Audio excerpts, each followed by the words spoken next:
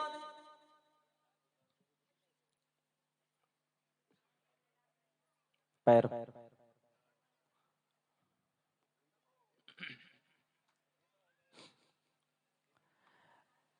अक्रूर जी वृंदावन में पहुंचे, शाम हो गई। सायंकाल को कृष्ण बलराम दोनों को उच्चारण करके लौट रहे हैं। रोजाना का काम है उनका। आगे आगे गैया चल रही हैं, पीछे पीछे कन्हैया अपने सखाओं के साथ सारा दिन गैया चराई हैं, परिश्रमित हैं, मुखारविंद पर पसीने की बूंदें हैं। लेकिन जब आगे आगे गाय चल रही हैं तो गैया के खुरों से धूली उड़ रही है और वो गौ चरण से उड़ करके धूली जो पसीने की बूंदें मेरे गोविंद के मुखारविंद पर हैं उन पर चिपक रही है। सुखदेव कहते हैं राजन, इस झांकी का एक बार दर्शन करो। ऐसा लगता है जैसे मेरे कन्हैया का किसी ने श्रृंगार किया है। गोधूली दूसरी तांग, गौ धूली से दूसरित मेरे गोविंद गायों के पीछे पीछे कभी भागने लग जाते हैं, कभी बंशी बजाने लग जाते हैं, कभी उछलने लग जाते हैं। तरह तरह की बाल केली लीलाएं करते हुए गायों के पीछे पीछे आ रहे हैं। सायंकाल को अक्रूर जी पहुंचे और जैसे ही दूर से कन्हैया को आते हुए देखा, रथ से नीचे कूद पड़े हैं और दौड़ कर गए, चरणों में साष्टांग लेट गए हैं। जैसे ही अक्रूर जी को लेटते हुए देखा, दौड़कर गोविंद ने उठा लिया। काका काका, आप हमारे चरणों में लेट रहे हैं, आप हमें प्रणाम कर रहे हैं। नहीं नहीं, हम तो आपके बालक हैं, हम तो आपके बच्चे हैं, हमको आपको प्रणाम करना चाहिए। उठा करके अक्रूर जी को और दोनों भाइयों ने, कृष्ण और बलराम, चरण वंदन किया, अक्रूर जी का प्रणाम किया है, उठाकर हृदय से लगाया।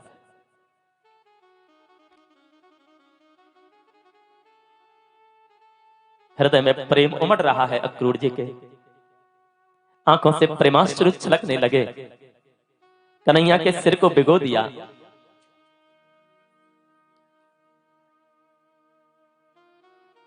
कन्हैया पूछने लगे, काका आज आपको हमारी कैसे याद आ गई? हाँ, आपको तो कभी वृंदावन की याद आती ही नहीं है। क्या रास्ता भटक गए? क्या मार्ग भूल गए? कैसे आना हुआ है? अक्रूर जी ने सुना।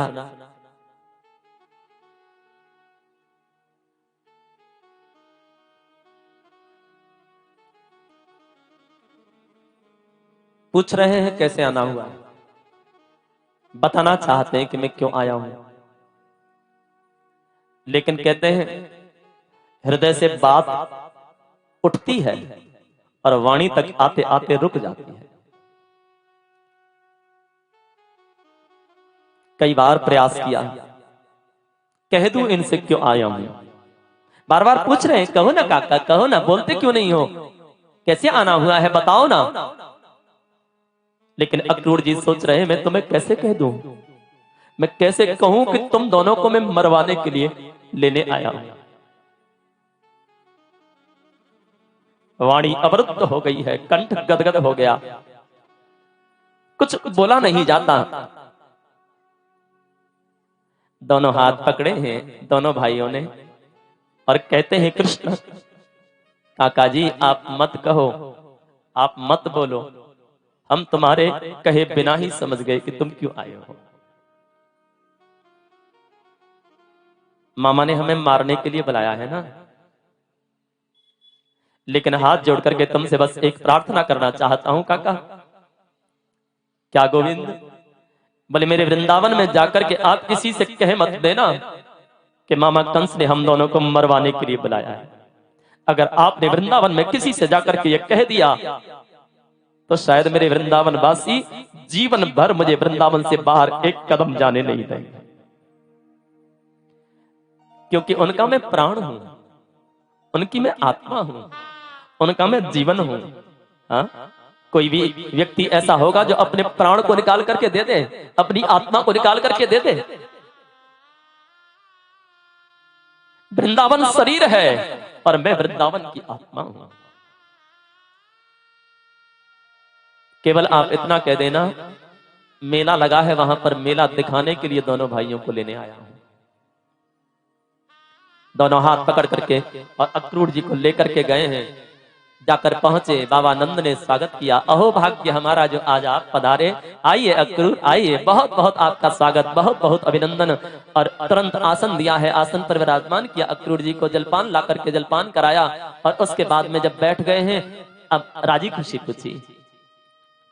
बाबा कहते हैं कहो अक्रूर आज कैसे आना हुआ है, सब कुशल तो है ना?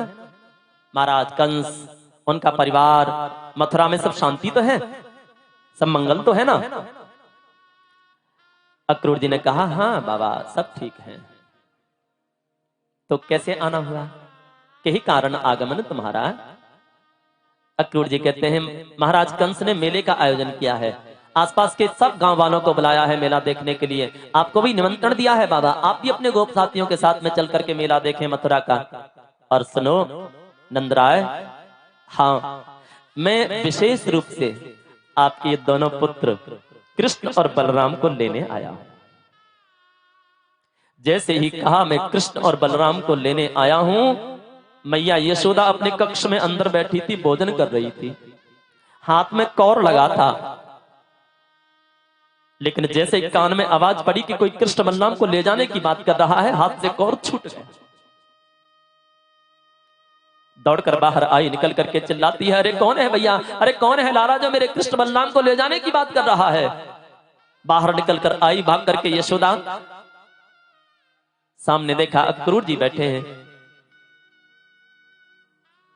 बाबा ने समझाया देवी क्या बात है, कैसे परेशान हो, कौन है जो मेरे कृष्ण बलराम को ले जाने की बात कर रहा था?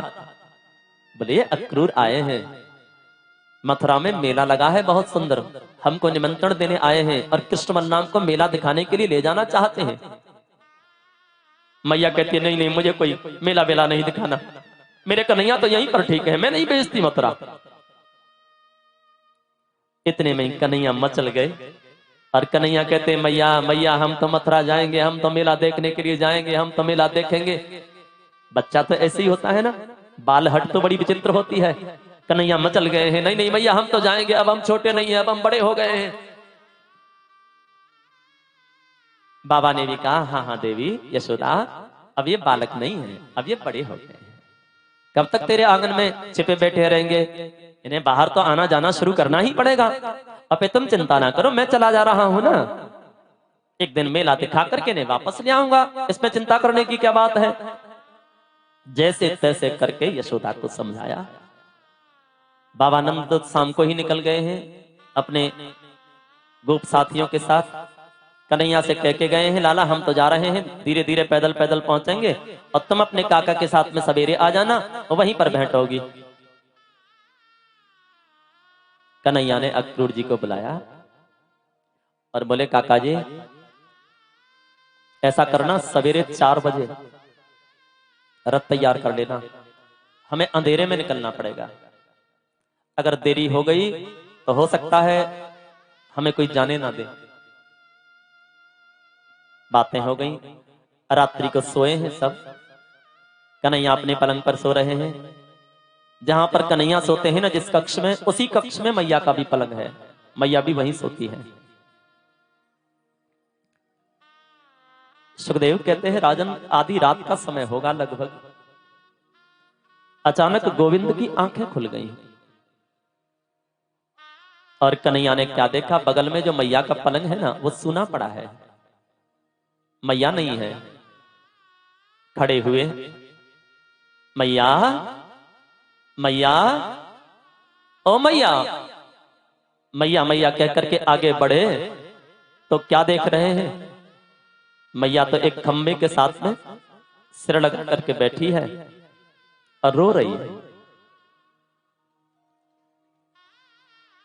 पास में जाकर गोविंद मैया की गोदी में बैठ गए, 3 उंगली ठोड़ी के नीचे लगाई और मुंह ऊपर को कर दिया। रो रही है मैया, काहे को रो रही है, तू बड़ी भोली है, मैं कोई हमेशा हमेशा के लिए थोड़ी जा रहा हूं, एक दिन जाऊंगा, बस मेला देख करके परसों वापस आ जाऊंगा। इसमें इतना चिंता करने की क्या बात है, रोने की क्या बात है। मैया के आंसू पहुंचे गोविंद ने और सांत्वना दी। आज सौगंध खा करके कह रहे हैं, मैया तेरी सौगंध खा के कह रहे हूं मैं परसों आ जाऊंगा, तू चिंता मत कर। छाती से लगा करके कहती है, नहीं नहीं, मैंने तो तेरे बिना एक पल भी जीना नहीं सीखा है और तू परसों की बात कर रहा है। मां मैं तुझको वचन देता हूं, मैं तेरे सामने आज प्रतिज्ञा कर रहा हूं कि परिश्यो आगमिष्यामि, मैं परसों आ जाऊंगा, लेकिन तू मुझे चला जाए।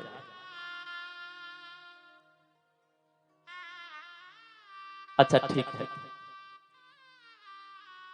सुला दिया मैया को।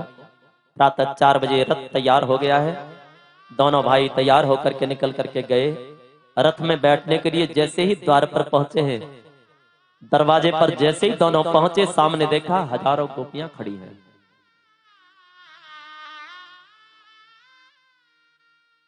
मार्ग रोक लिया, जा रहे हो, तुमने ये सोच कैसे लिया कि तुम हमें छोड़ करके जा सकते हो। दोनों हाथ उठा करके ये गोपियां उस विधाता से प्रार्थना करने लगी हैं, अरे विधाता तेरी ये कैसी नियति है। अहो विधातस्तव न क्वचित दया, संयोज्य मैत्र्या प्रणयेन देहिनः, तांश्चाकृतार्थान् वियुनाक्ष पार्थकम्, विक्रीडितं तेर्भक्चेष्टितं यथा। अहो विधातस्तव न क्वचित दया, अरे विधाता तेरे दिल में जरा सी भी दया नहीं है। तू पहले तो जीव के हृदय में प्रेम जागृत करता है, पहले तो तू प्रेम प्रकट करता है, और मिलन के पहले ही वियोग, ये तेरी आदत अच्छी नहीं है। ऐसा लगता है हमें आज अक्रूर नहीं आए हैं, बल्कि तू ही क्रूर बन करके आया है। हमसे हमारे श्याम सुंदर को दूर कर देना चाहता है, हमसे हमारे प्राणधन को दूर कर देना चाहता है। लेकिन ध्यान रखना विधाता, तेरी इस कामना को हम पूर्ण नहीं होने देंगे। हम हमारे गोविंद को, हम हमारे श्याम सुंदर को वृंदावन से दूर नहीं जाने देंगे। दोनों हाथ उठाए जब विधाता ब्रह्मा से प्रार्थना कर रही हैं, इतने में एक गोपी की आंख खुली और कहती है, बहन तुम विधाता ब्रह्मा से ही बातें करती रहोगी, देखो वो तो बैठ गए रथ पर। दौड़कर गई हैं सब और रथ के सामने जाकर के लेट गई हैं। जाओ ले जाओ अपने रथ, हम रोकेंगे नहीं, लेकिन अपने रथ को हमारे ऊपर से ले जाओ। जब तुम ही नहीं रहोगे तो हमें शरीर को रख करके क्या करेंगे, क्योंकि प्राण तो तुम हो, प्राण के बिना शरीर का कोई महत्व नहीं है, ये तो मिट्टी है। जाओ ले जाओ अपना रथ हमारे ऊपर से, हम रोकती नहीं है। कूद पड़े हैं कन्हैया, सबको खड़ा किया। किशोरी राधा भी हैं, ललिता विशाखा सब सखियां हैं। हाथ जोड़ करके आज गोविंद खड़े हैं और सबसे कहते हैं, हे किशोरी, हे गोपियों, आज जो आप मेरे मार्ग को रोक रही हो ये उचित नहीं है। देखो मैं तुम्हारे प्रेम का ऋणी हूं और हमेशा रहूंगा। मैं कभी भी तुम्हारे इस प्रेम का ऋण नहीं चुका पाऊंगा, लेकिन आप अपना जो ये निष्काम प्रेम है, ये जो तुम्हारी निष्काम प्रीति है, आज मेरा मार्ग रोक करके उस पर कलंक का टीका मत लगाओ। प्रेम का तो स्वरूप यही है, तत्सुखे सुखित्वम, तेरी खुशी में ही हमारी खुशी है, ये प्रेम का स्वरूप है। लेकिन आज आप मेरा मार्ग रोक करके जो अपने सुख की कामना कर रही हो, मेरा संग का सुख तुमको मिले, मेरे दर्शन का सुख तुमको मिले, ये जो तुम्हारे मन में थोड़ी सी इच्छा आ गई है, ये तुम्हारे उस निष्काम प्रेम पर कलंक का टीका लग जाएगा।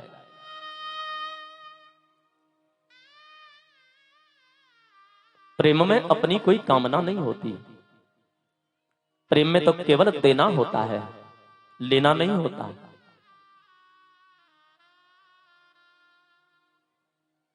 और तुम तो वो आदर्श हो। आने वाले समय में अगर कोई मेरे चरणों में प्रेम करना चाहेगा, अगर कोई मेरी भक्ति प्राप्त करना चाहेगा, तो उसके पहले उस जीव को तुम्हारे चरणों की धूलि को लेकर के अपने मस्तक पर लगाना पड़ेगा, तब उसे मेरे चरणों की प्रीति प्राप्त होगी, मेरा प्रेम प्राप्त होगा। चार युग भक्तन के भक्ति रूपी भवन ऊपर, चार युग भक्तन के भक्ति रूपी भवन ऊपर गोपिन के प्रेम की पताका फहराती है। चारों युगों में जो भक्ति का भवन है उसके ऊपर गोपी प्रेम की पताका हमेशा फहराती रहेगी। आप इस काम को मत करो।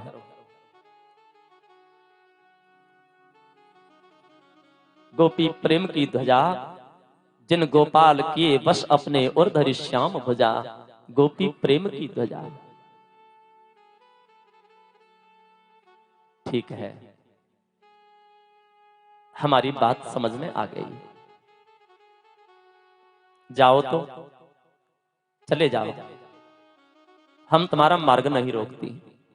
अगर हमसे दूर रहकर, हमसे दूर जाकर तुमको खुशी मिलती है, तुमको सुख मिलता है, तो आज हम सब तुमको विदा करते हैं। दोनों भाई बैठ गए हैं रथ पर। धीरे धीरे रथ चलने लगा। ब्रजगोपियां पीछे पीछे चल रही हैं, विदा कर रही हैं अपने जीवन सर्वस्व, अपने प्राण धन गोविंद को। जर्जर आंसू बह रहे हैं और पीछे पीछे बस एक ही बात कह रही हैं, जाओ कन्हैया, विदा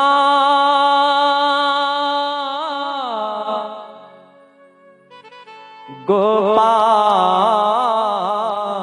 विदा,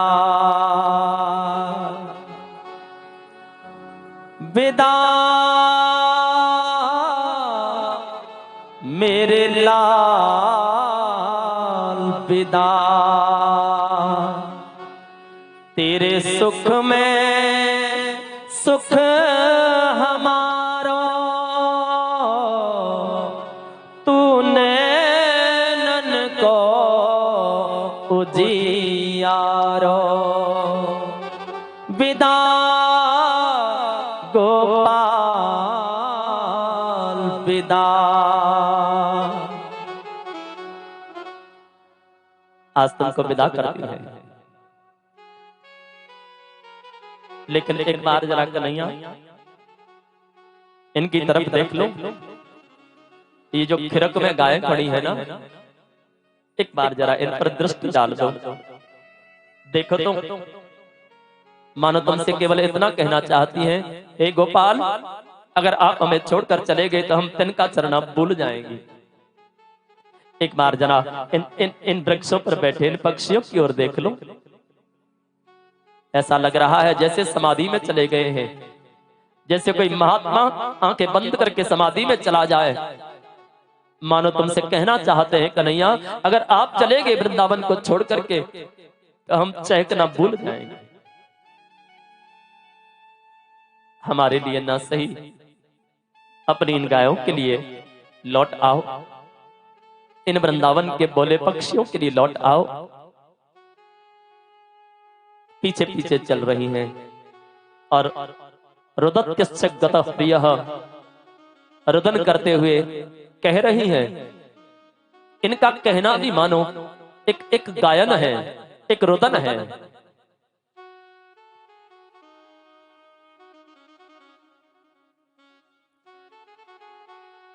तेरी याद में हमको रोना पड़ेगा। हे श्याम सुंदर, अगर आप वृंदावन छोड़ करके चले गए तो शायद विरह के सागर में यह वृंदावन डूब जाएगा। तेरी याद में हमको रोना पड़ेगा। आंसुओं से दामन भिगोना पड़ेगा, आंसुओं से दामन भिगोना पड़ेगा, तेरी याद में हमको रोना पड़ेगा, तेरी याद में हमको रोना पड़ेगा, तेरी याद में हमको रोना पड़ेगा, तेरी याद में हमको रोना पड़ेगा, तेरी याद में हमको रोना पड़ेगा, आंसुओं से दामन भिगोना पड़ेगा, आंसुओं से दामन भिगोना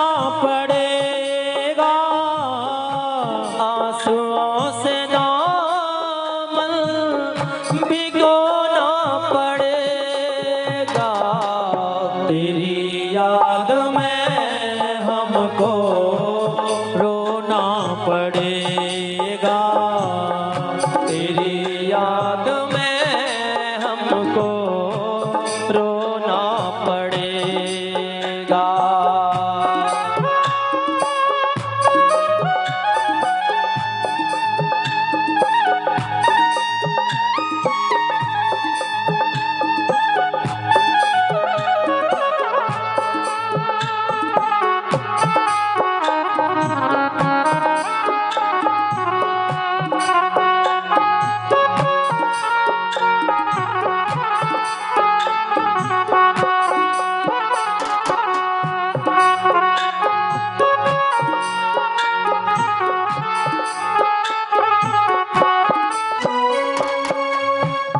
जाओ न छोड़ के कुंवर कन्हैया, जाओ न छोड़ के कुंवारी कन्हैया, जाओ न छोड़ के कुंवर कन्हैया, जाओ न छोड़ के कुंवारी कन्हैया, जोड़े तेरे हाथ और पड़े तेरे पैया, जोड़े तेरे हाथ और पड़े तेरे पैया, तेरे बिन अभागिन हमको होना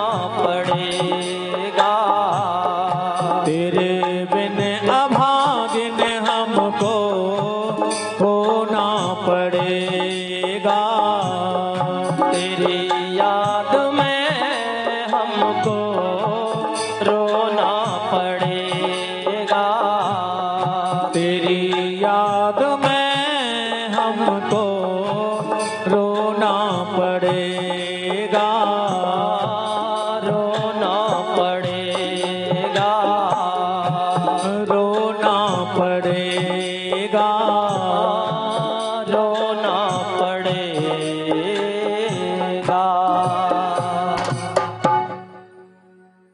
पहले कन्हैया हमसे प्रीत लगाई और प्रीत लगा के अब ये निठुराई, हमको तो जीवन अपना खोना पड़ेगा, हो सके तो वापस आ जाओ, लेकिन जाने वाले कहाँ आते हैं, हा? जब तक रथ दिखाई दिया, जब तक रथ के पहिए से उड़ती हुई डोली भी नजर आई, तब तक खड़ी रही, देखती रही, शायद लौट आए। बैठे हैं रह गुजर पर दिल के दिए जलाए, बैठे हैं रह गुजर पर दिल के दिए जलाए, शायद वो दर्द समझे, शायद वो लौट आए। लेकिन नहीं, ये तो तिनका तोड़ देता है बिल्कुल। इसका स्वभाव ही ऐसा है। हाँ, इसका स्वभाव सर्वसमर्थ है ना, ये सर्वसमर्थ है।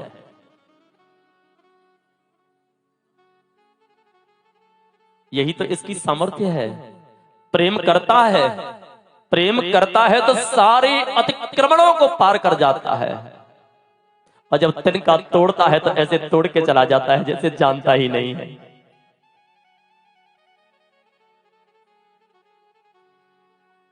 छोड़कर यूं चला जा रहा है जैसे कोई भी नाता नहीं है,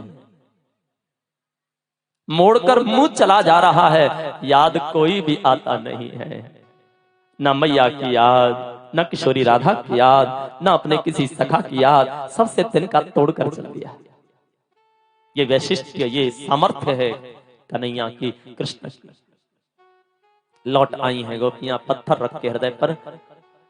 हमसे दूर रहकर अगर तुम प्रसन्न रह सकते हो तो आज हम अपने हृदय पर पत्थर रख करके प्रतिज्ञा करती हैं कि आज के बाद हम मथुरा की तरफ कभी मुंह नहीं करेंगे।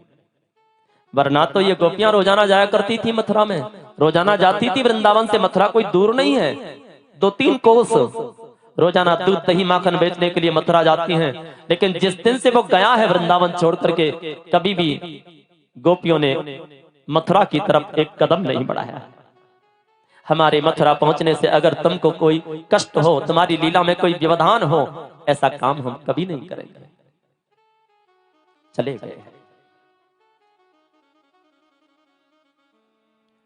भगत जी कुछ निवेदन करना चाहते हैं, ध्यान से आप सुने।